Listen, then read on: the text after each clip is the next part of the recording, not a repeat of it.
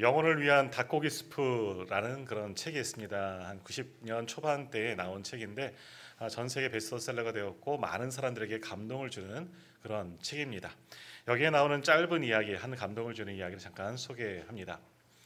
임종에 가까운 한 노인이 있었습니다. 이제 병원에 입원해 있는 그런 상태인데 점점 이 병이 악화되어서 정말 사경을 헤매고 있었습니다. 얼마 전만 해도 심장 마비 때문에 또 긴급 치료를 받았었고 또 강한 진통제를 계속해서 투여하는 바람에 정신도 몽롱한 그런 상태로 또 병상에 그렇게 누워 있는 분이 있습니다.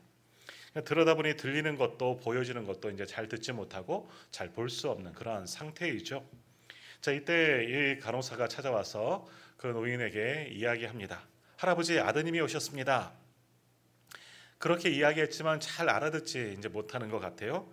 그래서 더 큰 소리로 간호사가 얘기하죠. 할아버지, 그렇게 기다리고 사랑하시는 아드님 오셨습니다. 그러니까 이렇게 쳐다보는 거예요. 자, 그러자 한 해병대 복장을 하는 청년이 그 방으로 쓱 들어오게 되었고, 그리고 그 노인은 이렇게 보이는지 안 보이는지 잘 알지 못하는 거예요.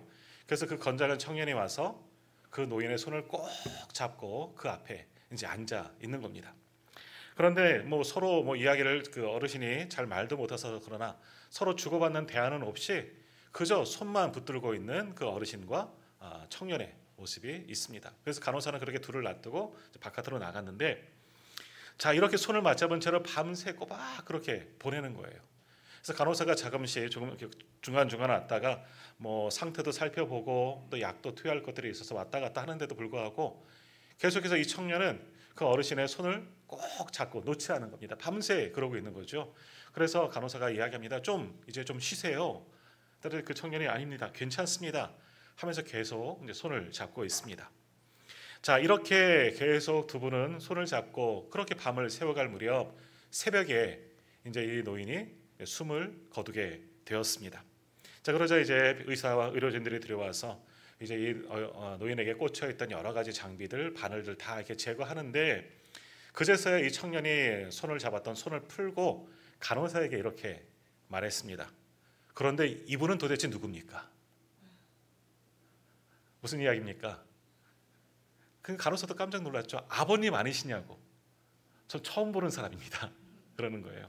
자, 무슨 이야기냐?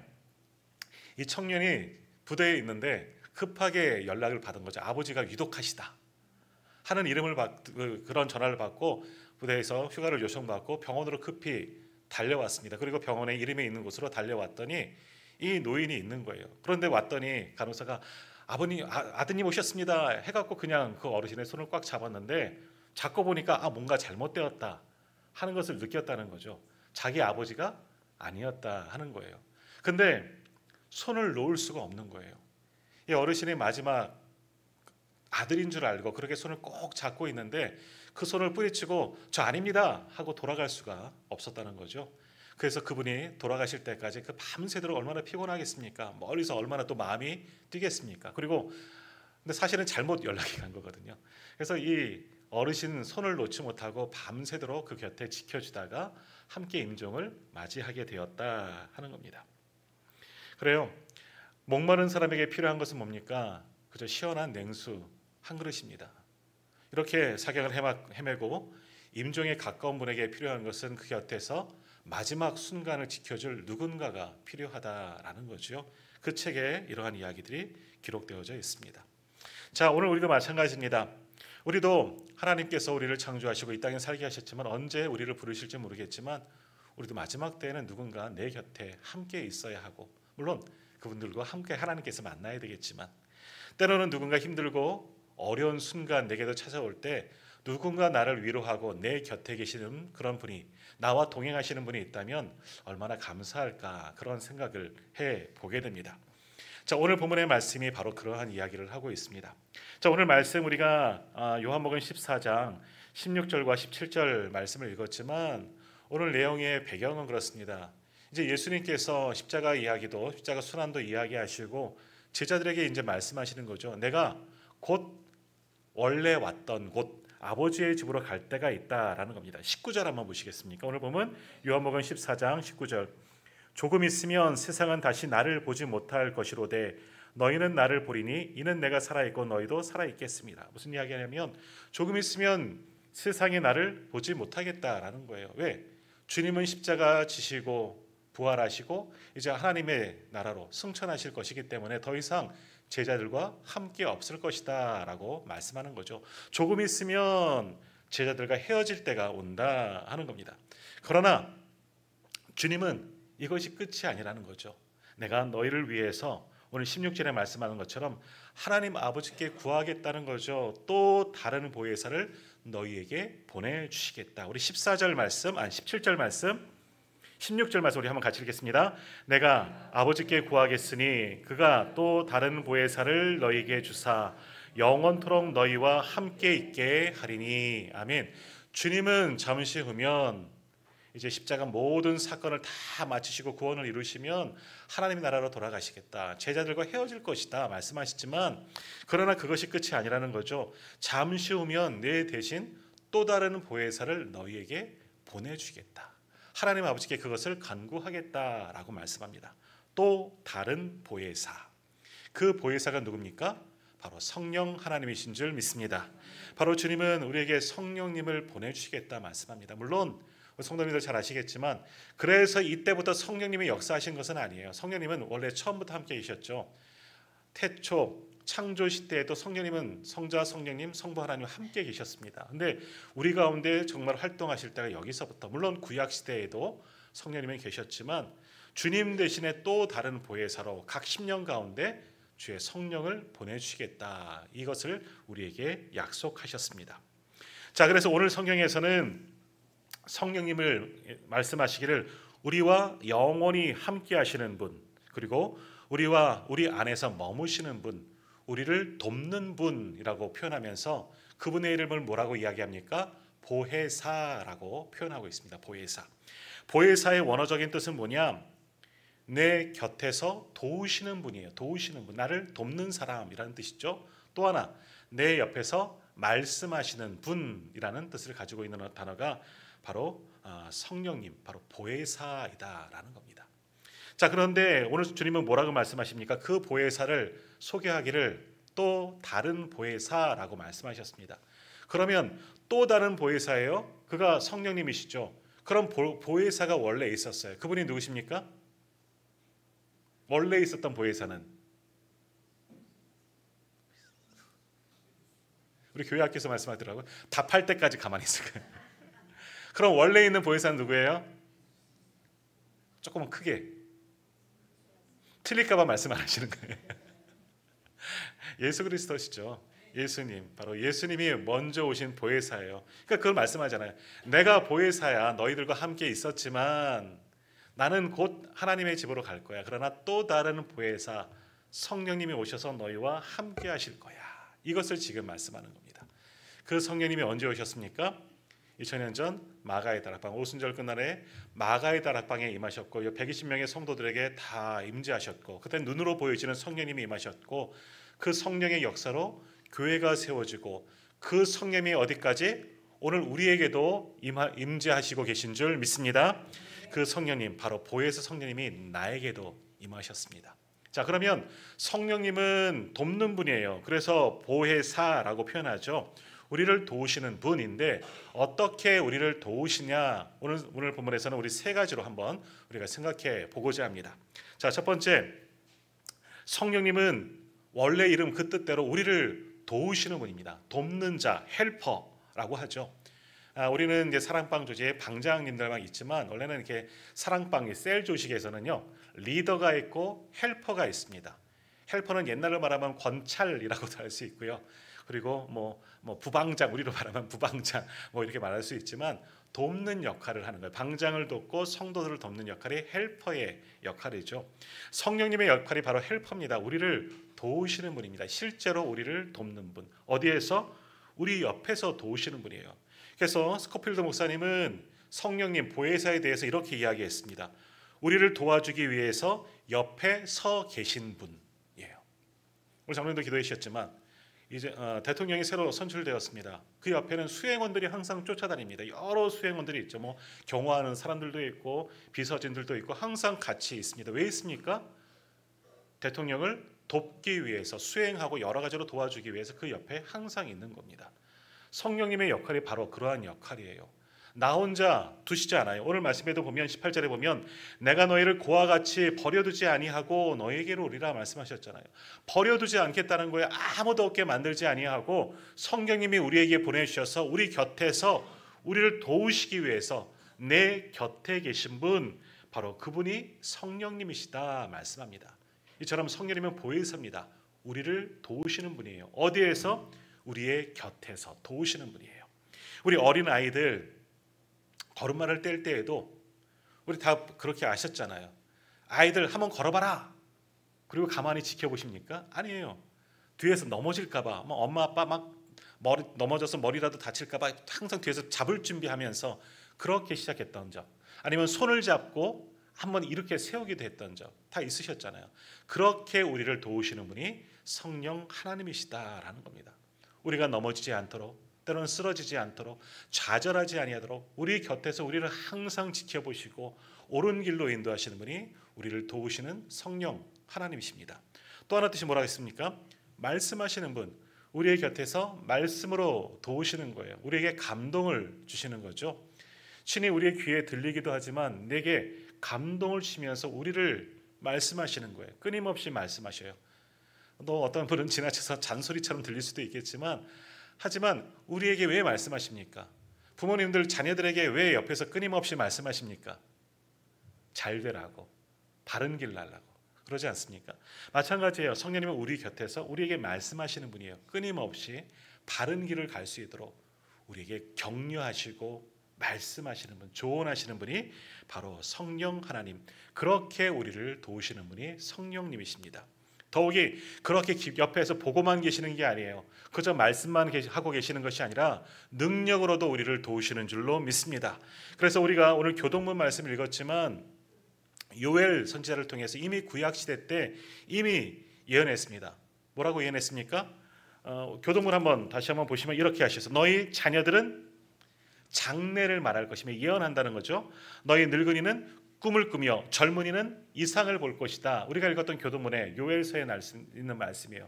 다 무슨 것을 봅니까? 성령을 통해서 소위 말하는 비전을 보게 하신다는 겁니다. 꿈을 꾸게 하신다는 거죠. 허망한 것을 보게 하시는 것이 아니라 성령님이 우리와 함께 하시면 성령의 능력으로 하나님이 하실 놀라운 일들을 바라보게 하시고 그것을 믿게 하시고 그것을 꿈을 꿀 수 있도록 비전을 주시는 일을 바로 성령님이 우리 가운데 하신다는 겁니다. 능력으로 우리를 채우시는 거예요. 자, 그래서 에스겔 37장에 보면 마른 뼈 환상이 나옵니다. 에스겔 선지자에게 이 마른 뼈들을 통해서 하나님의 군대가 일어나는 것을 보여주셨어요. 이것도 하시는 일이 성령 하나님의 역사예요. 뭡니까? 지금 이스라엘은 완전히 하나님을 떠나서 마른 뼈처럼 바짝 말라버린 소망도 없는 나라이지만, 그러나 성령이 함께 하시면, 하나님이 함께 하시면 성령의 능력으로 마른 뼈가 살아나서 하나님의 군대가 되어지는 것을 보여주셨어요. 마찬가지로 이스라엘 백성들 지금 소망 없어도 다시 하나님이 함께 하시면, 성령님이 임재하시면 하나님의 군대가 될 수 있다. 이스라엘의 뜻이 뭡니까? 하나님과 겨루 이긴 자 아닙니까? 그렇게 하나님의 군대가 될 수 있다. 성령을 통해서 소망을 보여주셨습니다. 자, 그 성령님께서 오늘 우리에게도 능력으로 함께하여 주시는 줄로 믿습니다. 때로는 우리도 많이 힘들죠. 지금 얼마나 각박합니까? 경기도 어렵고 우리 소상공인들, 사업하시는 분들, 또 직장 생활하시는 분들 너나 할 것 없이 다 어려운 시절을 살고 있습니다. 세상이 다 그렇습니다. 하지만 이 어려움 속에서도 성령 하나님을 의지하고 믿음으로 나아갈 때 하나님께서 우리를 위로하시고 격려하시고 도울 수 있는 실제적인 것도 우리를 도우시는 역사가 우리 가운데도 나타나게 될 줄로 믿습니다. 때로는 이것만이겠습니까? 때로는 아무에게도 말하지 못하지만 내 마음에 힘들고 어려운 일들, 비밀들도 있습니다. 감당키 어려워서 고민하는 이들, 정말 밤새워 근심하며 걱정하는 것들 다 성령 하나님께 맡기실 때 성령님께서 우리 가운데 오셔서 성령의 능력으로 우리를 도우시고 인도해 주실 줄 믿습니다. 그러므로 오늘 예배하면서 성령님 내게도 임재하시고 나를 도와주십시오 간절히 기도해서 성령님의 도우심을 받는 저와 우리 성도님들 다 되시기를 주님의 이름으로 축복합니다. 자, 두 번째로 성령님은 우리 곁에서 도우시는 분인데 어떻게 도우시느냐?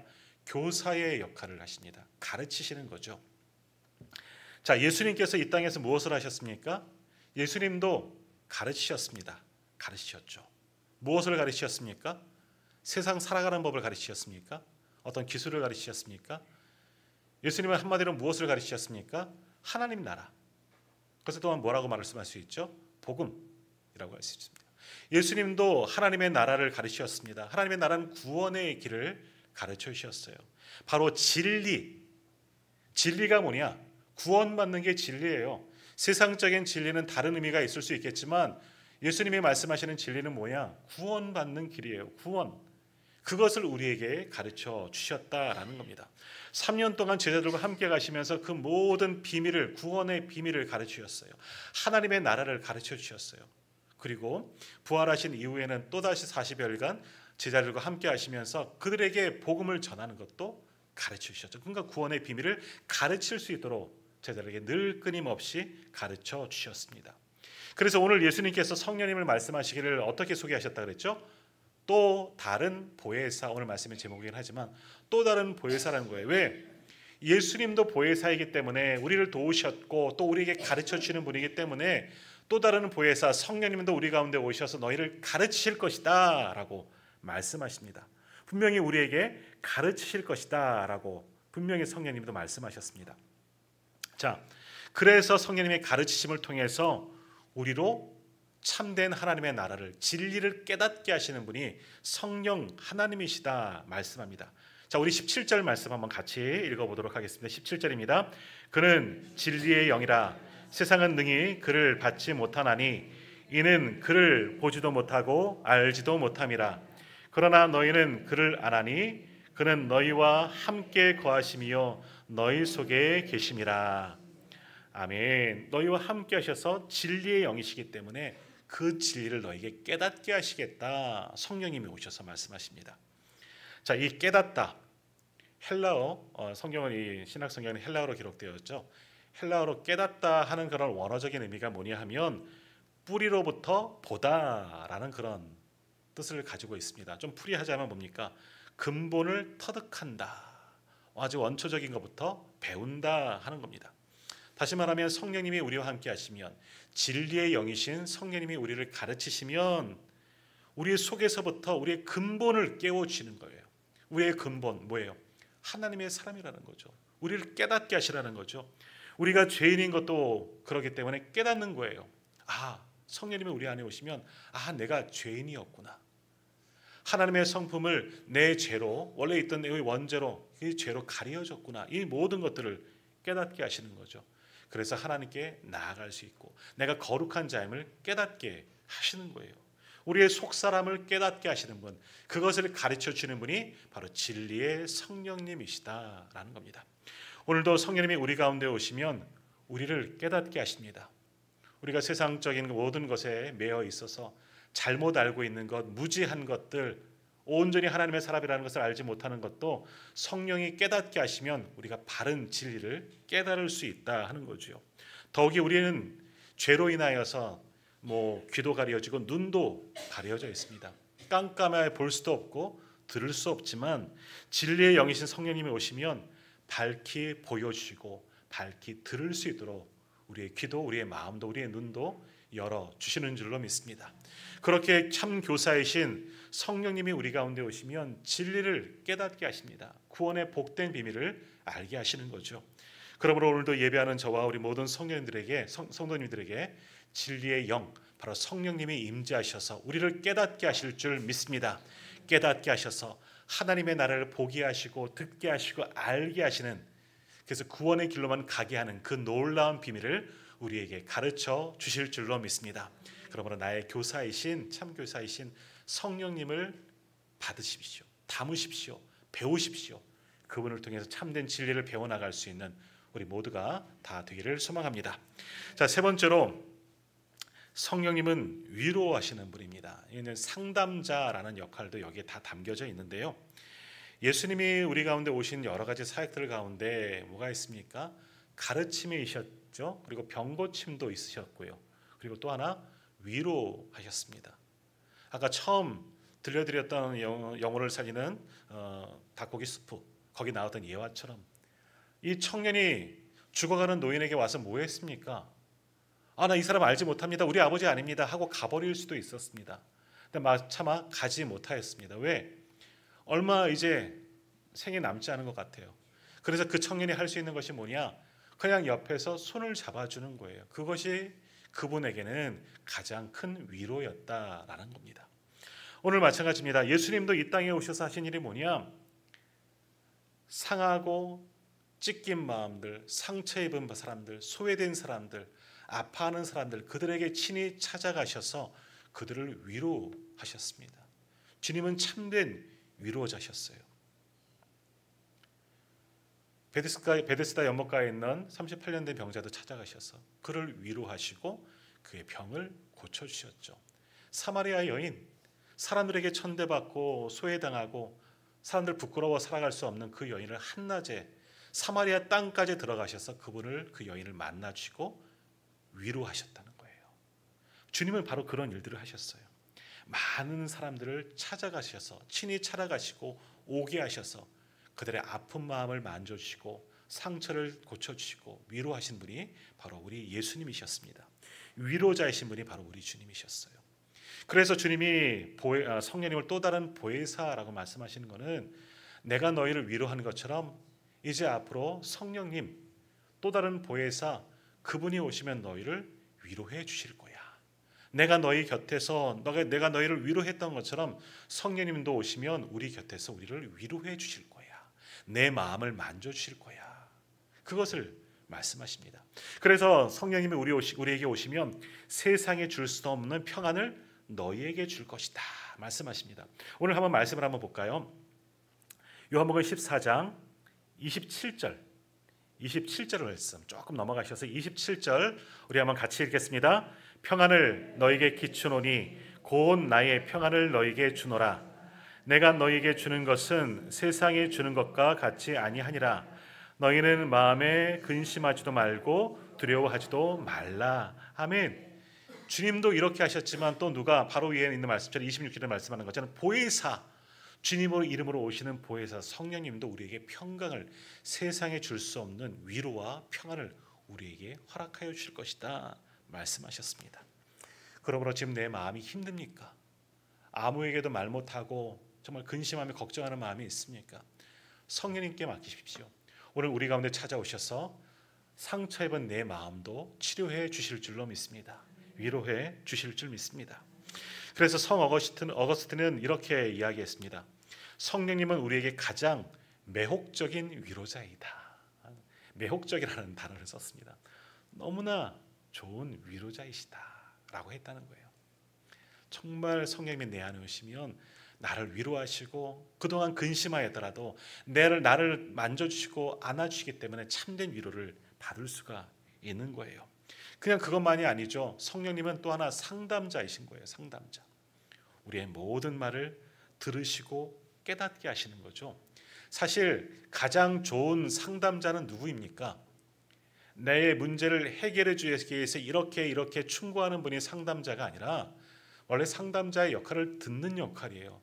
그 사람이 하는 모든 이야기들을 들어주는 분이 상담자입니다. 그러니까 우리는 상담한다 그러면 내가 듣고 조언하려고 해요. 조언하는 게 상담자가 아니에요.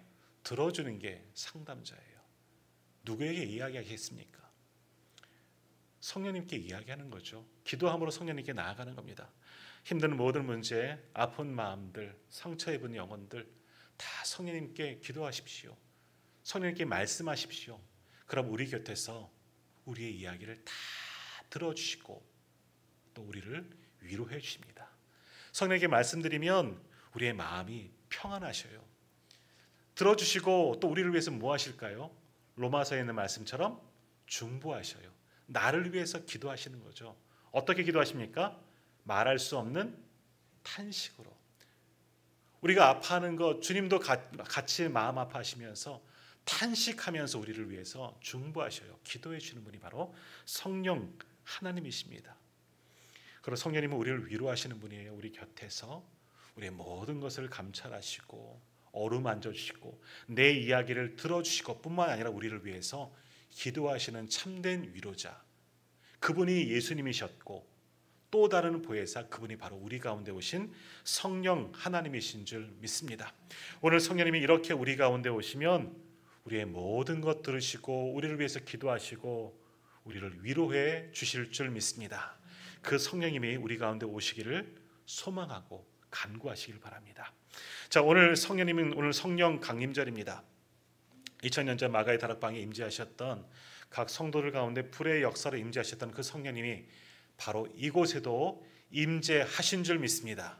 이미 각 10년 가운데 나에게도 다 임재하신 줄 믿습니다. 내 안에 오셔서 우리의 모든 것을 도우시고 또 우리에게 진리를 깨닫게 하시고 또 우리를 위로하시는 분, 그분이 성령 하나님이신 줄 온전히 믿으시고 또 한 주간 또 이 땅을 살아갈 때 성령 하나님과 영원토록 동행하고 참된 위로와 소망을 갖는 저와 우리 모든 성도님들 다 되시기를 주님의 이름으로 축복합니다. 기도하겠습니다.